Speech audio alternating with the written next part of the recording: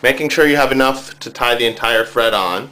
Start at your short end, pull off approximately 8 to 10 inches so you have enough to do the final knot. Then bring your long end over the top to meet up with but not cross over your short end. Then take your long end again and bring it over that spot where the two threads meet. That's going to leave you with this shape approximately.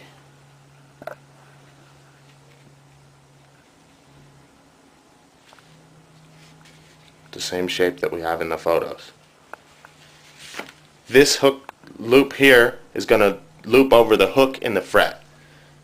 This side here is going to be where you tie your thread on, and this is going to be your extra that you do for the final knot.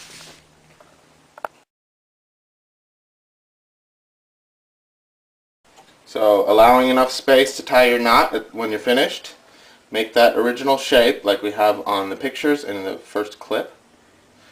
Take your high loop and put it over the hook in the fret. Then holding the fret in place with your thumb and forefinger, also using your thumb to hold that loop so it doesn't pull out.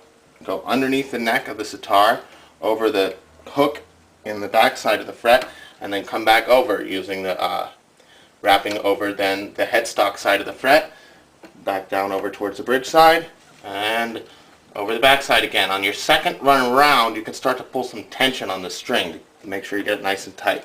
Some people will use just this many loops. I like to go one extra to make sure it's going to stay tight and stay on there.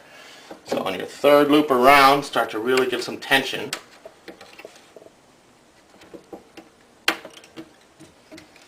Then when you come back, you're going to slip it underneath your thumb. I like to hold it with my forefinger and then clip it off using a nice sharp clipper so that you're not going to fray the string when you cut it. Then we're going to slip the remaining end underneath the fret, starting at the headstock side, going towards the bridge side. Pull it back down towards your knot area here, and you should hear a little click as you pull it down over from the playing surface side to your sympathetic peg side. Now take the edge of the string and we're going to put it inside this loop, making sure the loop has not flipped over at all. Go down into the loop, grab it, and then pull up on it. Taking the far side of the string, your original end, pulling down, tighten that up nice and tight. Then we're going to put 3 or 4 half inches here just so that it doesn't come undone. First one. Keeping that tight, tie the second one.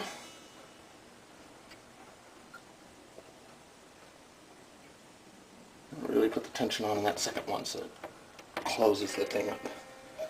And then a couple more.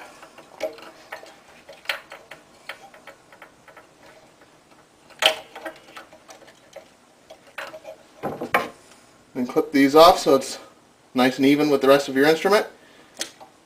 Make the adjustments on the back of the neck. Get these to flow evenly. You can take your fingernail and line them up so you get a nice flat surface.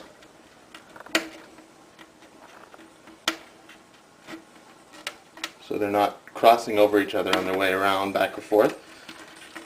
And then you're good to go.